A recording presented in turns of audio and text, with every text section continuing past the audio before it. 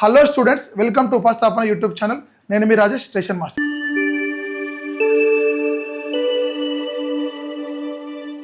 So చాలామంది అభ్యర్థులు RRB JE అప్లికేషన్స్లో ఒక పాయింట్ అడుగుతున్నారు సార్, పోస్ట్ ప్రిఫరెన్స్ అదేవిధంగా బెస్ట్ జోన్.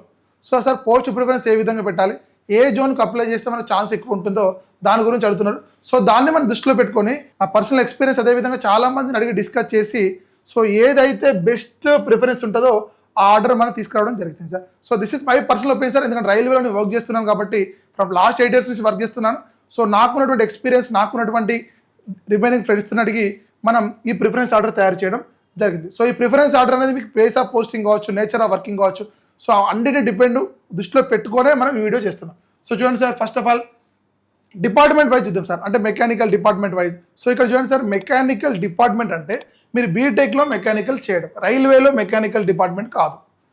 బీటెక్లో మెకానికల్ చేసిన వాళ్ళు, బీటెక్ మెకానికల్ చేసిన వాళ్ళకు పోస్ట్ ప్రిఫరెన్స్ ఒకసారి చూద్దాం సార్. ఇక్కడ మెకానికల్ అంటే మెకానికల్ చేసిన వాళ్ళు ఎలిజిబుల్ అని, ఎలక్ట్రికల్ అంటే ఎలక్ట్రికల్ చేసిన వాళ్ళు ఎలిజిబుల్ అని కాదు సార్. ఇది రైల్వేలో డిపార్ట్మెంట్. రైల్వేలో ఎలక్ట్రికల్ డిపార్ట్మెంట్ ఉంది, మెకానికల్ డిపార్ట్మెంట్ ఉంది, సిగ్నల్ డిపార్ట్మెంట్ ఉంది, ఎస్ఎన్టీ ఉంటుంది, ఆపరేటింగ్ ఉంటుంది, అదేవిధంగా స్టోర్స్ ఉంటుంది. 12 డిపార్ట్మెంట్స్ ఉంటాయి sir. Medical department, personal department. ఆ విధంగా మనకు జేఈ పోస్టులన్నీ మ్యాక్సిమం సేఫ్టీ కేటగిరీలోనే ఉంటాయి. సేఫ్టీ కేటగిరీ అనేటువంటి మెకానికల్ కావచ్చు, ఎలక్ట్రికల్ కావచ్చు, ఇంజనీరింగ్ కావచ్చు, అదేవిధంగా ఉంటాయి sir. First of all stores sir. ఇక్కడ ఫస్ట్ ప్రిఫరెన్స్ చాలామంది చెప్తున్నాను, డిపో మెటీరియల్ సూపరింటెండెంట్ పెట్టండి.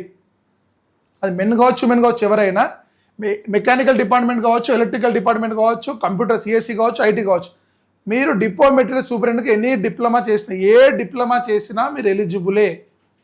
Any diploma eligible. మీకు ఎవరు ఎలాంటి స్ట్రీమ్ అడగలేదు. నా personal experience sir, nature of working ప్రకారం నేను చెప్తున్నాను. ఫస్ట్ మీ కేటగిరీ నెంబర్ 32 సార్. సీరియల్ నెంబర్స్ ఇవి సార్, ఇవి కాదు, ఇది యాక్చువల్ సీరియల్ నెంబర్ అవి తీసుకున్నాను.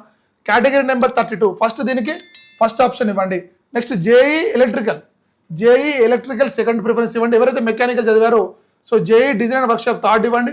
ఇది category number sir. JE engineering electrical workshop, JE production unit, అదేవిధంగా JE engineering electrical general service, JE electrical design, JE electrical TRD, JE electrical EMU TRS, JE track machine. Track machine అనేది కొంచెం nature of working tough ఉంటుంది sir, engineering డిపార్ట్మెంట్లో ఉంటుంది. Engineering department కొంచెం place of posting కానీ తిరగడం ఉంటుంది sir. అది మీరు లాస్ట్ ఇవ్వడం బెస్ట్. ఈ విధంగా మెకానికల్, బీటెక్ మెకానికల్ చేసిన వాళ్ళు ఈ విధంగా పోస్ట్ ప్రిఫరెన్స్ ఇవ్వండి సార్. పోస్ట్ ప్రిఫరెన్స్ ఇవ్వండి. ఎందుకంటే సార్ పోస్ట్ ప్రిఫరెన్స్ అనేది చాలా చాలా ఇంపార్టెంట్. తర్వాత మళ్ళీ చేంజ్ చేయడానికి మీకు ఆప్షన్ ఉండదు. మీకు అవసరమైతే వేకెన్సీస్ పెరిగితే జోన్ మార్చుకోవచ్చు తప్ప పోస్ట్ ప్రిఫరెన్స్ మార్చుకోవడం ఛాన్స్ ఉండదు సార్. అప్పుడు జాగ్రత్తగా చూసుకోండి. పోస్ట్ ప్రిఫరెన్స్ బీటెక్లో మెకానికల్ చేసిన వాళ్ళు. This is the sequence order sir. Me preference order ఈ విధంగా పెట్టుకోండి. అదేవిధంగా మెడికల్ స్టాండ్ కూడా జాగ్రత్తగా చూసుకోండి. మన ఉపస్థాపన యూట్యూబ్ ఛానల్ నుంచి మెడికల్ స్టాండ్ గురించి కూడా ఆల్రెడీ వీడియో చేయడం జరిగింది. ఈ మెడికల్ స్టాండ్ గురించి ఎలాంటి డౌట్ ఉన్నా కూడా మన ఉపస్థాపన యూట్యూబ్ ఛానల్లో మనకు మెడికల్ స్టాండ్స్ గురించి, ఆర్ఆర్బి జేఈకి సంబంధించిన మెడికల్ స్టాండ్స్ గురించి మన డీటెయిల్ ఇన్ఫర్మేషన్ ఇచ్చాను. C1 కేటగిరీ అంటే ఏంటి సార్, B1 అంటే ఏంటిది, A3 అంటే ఏంటిది, B2 అంటే ఏంటిది, ఇలాంటి టెస్టులు ఉంటాయని మనం డీటెయిల్గా ఎక్స్ప్లెయిన్ చేయడం జరిగింది. ఎలాంటి డౌట్ ఉన్నా కూడా మీరు ఆ మెడికల్ స్టాండ్ కూడా ఇది చూసుకొని చేయండి సార్. ఎవరైతే ఉమెన్ అభ్యర్థి ఉన్నారు సార్, అంటే లేడీస్కి చాలా చాలా sir, depot material superintendent stores అనేది నాన్ సేఫ్టీ కేటగిరీ సార్. అందులో డిపో మెటీరియల్ సూపరింటెండెంట్ అనేది level 6 ఉద్యోగం. అది మంచి పోస్ట్ సార్. అందుకే మీరు ఫస్ట్ ప్రిఫరెన్స్ ఇవ్వాలని అంటున్నాను. దీనికి సిలబస్ అనేది సపరేట్ ఏముండదు సార్. ఎవరైతే మీ స్ట్రీమ్ ఉంటుందో, మీ మెకానికల్ స్ట్రీమ్ ఉంటుందో వాళ్ళు ఆటోమేటిక్గా దానికి సపరేట్ అనేది స్ట్రీమ్ లేదు, సపరేట్ సబ్జెక్ట్ అనేది లేదు. ఇది మెకానికల్ చదివిన వాళ్ళు ఇది ఇవ్వండి సార్. బీటెక్లో మెకానికల్ చేసిన వాళ్ళు. నెక్స్ట్ సార్, బీటెక్లో సిఎస్సి మరియు ఐటీ డిపార్ట్మెంట్. ప్రిఫరెన్స్ ఆర్డర్ ఈ విధంగా ఇవ్వండి సార్. సేమ్ మళ్ళీ ఫస్ట్ డిపో మెటీరియల్ సూపరింటెండెంట్ ఇవ్వండి sir. Next JE SNT design drawing and estimation sir. Drawing and estimation అంటే సార్ ఇది హెడ్ క్వార్టర్స్ పోస్టింగ్ ఉంటుంది. మీరు ఒక కొత్త స్టేషన్ గురించి ఏ విధంగా డిజైన్ చేయాలి, ఒక స్టేషన్లో ఎక్కడ సిగ్నల్ ఉండాలి, ఎక్కడ పాయింట్ ఉండాలి, ఎక్కడెక్కడ డిజైన్ అంతా డ్రాయింగ్ ఉంటుంది సార్. ఆఫీస్ పోస్టింగ్ ఉంటుంది, బాగా ఉంటుంది. ఓపెన్ లైన్ కాదు. Drawing and estimation. Next sir, JE SNT వర్క్షాప్స్లో కూడా షిఫ్ట్ వైజ్ ఉంటుంది సార్. నేచర్ ఆఫ్ వర్క్ అనేది ఓపెన్ లైన్ తోటి కంపేర్ చేసుకుంటే వర్క్షాప్స్లో చాలా ఈజీగా ఉంటుంది. JE SNT telecommunication sir. Telecommunication ఇవ్వండి ఫస్ట్. టెలికమ్యూనికేషన్ ఇవ్వండి. సిగ్నల్ అనేది లాస్ట్ తీసుకోండి సార్. సిగ్నల్ అనేది కొంచెం నేచర్ ఆఫ్ వర్కింగ్ అనేది కొంచెం టఫ్ ఉంటుంది కాబట్టి జేఈ సిగ్నల్ కొంచెం నేచర్ ఆఫ్ వర్కింగ్ అంటే మీరు రెగ్యులర్ మెయింటెనెన్స్ కావచ్చు, డైలీ స్టేషన్కి వెళ్ళాల్సి ఉంటుంది, ఏదో ఒక స్టేషన్ విజిట్ చేయాలి ఉంటుంది. టెలికమ్యూనికేషన్ కొంచెం రిలాక్స్ ఉంటుంది సార్. అంటే మీకు నేచర్ ఆఫ్ వర్క్ కానీ, అదేవిధంగా ప్లేస్ ఆఫ్ పోస్టింగ్ కానీ దాన్ని దృష్టిలో పెట్టుకొని మనం ఇవ్వడం జరిగింది. సో జేఈ ఎస్ఎండి టెలికమ్యూనికేషన్, లాస్ట్కి జేఈ సిగ్నల్ ఇవ్వండి సార్. జేఈ సో ఈ పోస్ట్ ఉపయోగిస్తామని మళ్ళీ చెప్తున్నాను, వేకెన్సీ వైజ్ ఇవ్వలేదు. మీ యొక్క నేచర్ ఆఫ్ వర్కింగ్ కావచ్చు, మీ ప్లేస్ ఆఫ్ పోస్టింగ్ కావచ్చు, మీకు మనకు రెగ్యులర్గా ఉండడానికి మంచిగా ఉండడానికి ఇవ్వడం జరిగింది సార్. సో ఫస్ట్ అందుకే డిప్లొమేటిక్ స్టూడెంట్ పెట్టుకోండి. తర్వాత సిఎస్సి ఐటీ చేసిన వాళ్ళు drawing and estimation, workshop, telecommunication. So ఈ విధంగా కేటగిరీ నెంబర్ చూసుకోండి సార్. ఈ విధంగా మీరు అప్లై చేయండి. సో అదేవిధంగా మెడికల్ స్టాండ్ కూడా చెక్ చేసుకోండి. సో మీకు ఆ మెడికల్ స్టాండ్స్ ఉన్నాయా లేదా చెక్ చేసుకొని ఇవ్వండి. సో ఇది సిఎస్సి మరియు ఐటీ చేసిన వాళ్ళకి ఇది preference order sir. So only 6 పోస్ట్కే వాళ్ళు ఎలిజిబుల్ సార్. నెక్స్ట్, చాలా మంది అభ్యర్థులు electrical and ECE triple E sir. బీటెక్లో ఈసీఈ ట్రిపుల్ ఈ చేశాను, నా ప్రిఫరెన్స్ ఆర్డర్ ఏ విధంగా ఉంటుందని అడుగుతున్నారు సార్. సో చాలా పోస్టులకు ట్రిపుల్ ఈసీ చేసిన వాళ్ళు ఈ జేఈ నోటిఫికేషన్ ఎలిజిబుల్ కాబట్టి సో వాటిలో category number 32 serial number first preference order అదే ఇవ్వండి. వేకెన్సీ చూసుకోకండి.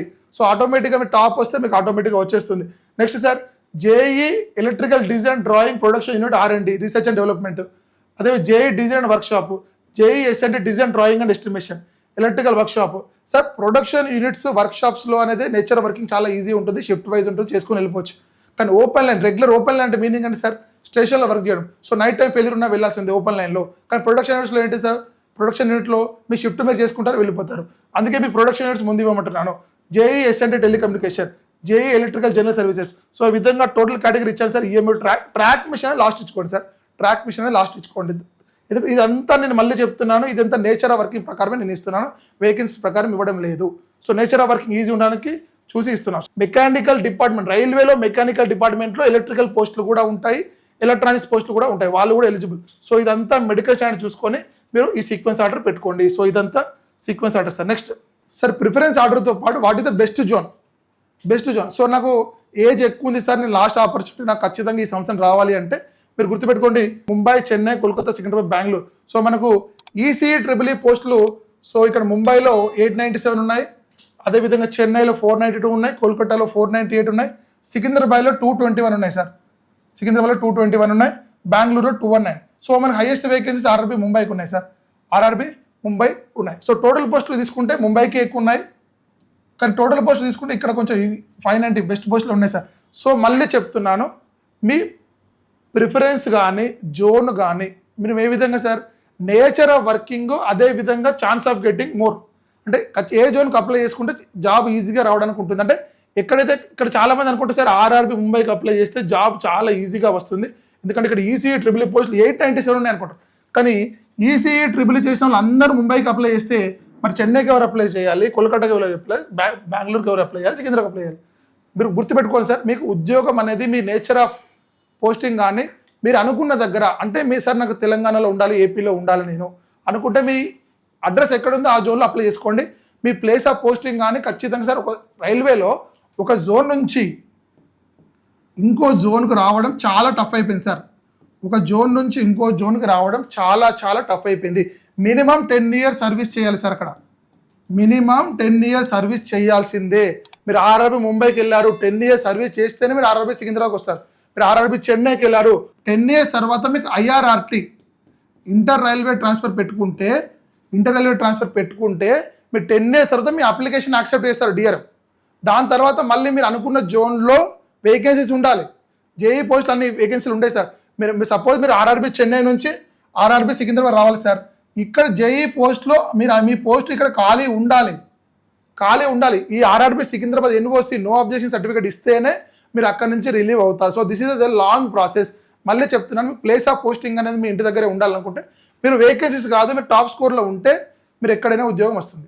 మీరు టాప్ స్కోర్లో ఉంటే ఎక్కడైనా ఉద్యోగం వస్తుంది. మళ్ళీ చెప్తున్నాను, సో ఇదంతా ఛాన్స్ ఆఫ్ గెట్టింగ్. సో ఎక్కువ పోస్టులు ఇచ్చాను కదా అంటే ఎక్కువ కాంపిటీషన్ కూడా ఉంటుంది, అది కూడా గుర్తుపెట్టుకోండి. సో సపోజ్ మీరు మీ కాలేజీలో 40 మందిని అనుకోండి సార్, అందరూ ఏమనుకుంటారు, ముంబైలో ఎక్కువ ఉన్నాయి కదా అని 30 మంది అప్లై చేస్తే ఒక 5 members సికింద్రాబాద్కి అప్లై చేస్తారు. అంటే ఆటోమేటిక్గా సికింద్రాబాద్ కూడా కాంపిటీషన్ కొంచెం తక్కువే ఉంటుంది. సో మీకు ప్లేస్ ఆఫ్ పోస్టింగ్ ఎక్కడ కావాలి అనేది మీరే డిసైడ్ చేసుకోండి సార్. నాకు తెలంగాణ ఏపీలో కావాలంటే సికింద్రాబాద్కి వెళ్ళిపోండి సార్. కొంచెం నాకు చెన్నై బార్డర్ ఉన్న సపోజ్ గూడూరు వాళ్ళు ఉన్నారు సార్, గూడూరు పక్కకు మొత్తం చెన్నై, ఆర్ఆర్బీ చెన్నై, సో సూళ్ళూరుపేట కానీ అదంతా. సో మీకు అక్కడ ఉన్నా కూడా ఏం కాస్తారంటే మీరు అలా చూసుకొని అప్లై చేసుకోండి. కోల్కతా కానీ, బెంగళూరు కానీ, ముంబై కానీ. సో చెప్తున్నాను, ఒక జోన్ నుంచి ఇంకో జోన్ రావడం చాలా tough. Minimum 10 to 12 years service చేస్తేనే. సో సపోజ్ మీ ఏజ్ ఇక్కడ 30 ఉందనుకోండి సార్, మీరు 42 yearsకి అప్రాక్సిమేట్లీ 42 to 45 years మధ్యలో మీరు అనుకున్న జోన్కి వస్తారు. అర్థమైందా? అనుకున్న జోన్కి వస్తారు. సో కాబట్టి మళ్ళీ చెప్తున్నాను చూడండి సార్, జోన్ అనేది జాగ్రత్తగా సెలెక్ట్ చేసుకోండి. వేరే జోన్కి వెళ్ళిన తర్వాత మన జోన్కి రావాలంటే అది ఈజీ కాదు. మళ్ళీ నేను చెప్పేది ఏంటంటే సార్, వేకెన్సీ వైజ్ చెప్పాను, అదేవిధంగా నేచర్ ఆఫ్ జాబ్ ప్రకారమే చెప్పడం జరిగింది.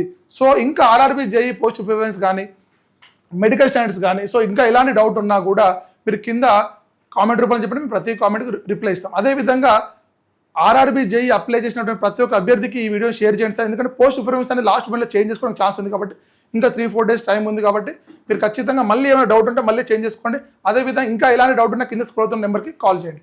అదేవిధంగా మన ఉపాస్థాపన యూట్యూబ్ ఛానల్ లైక్ చేయండి, షేర్ చేయండి, అదేవిధంగా సబ్స్క్రైబ్ చేసుకోండి. Thank you very much and all the best.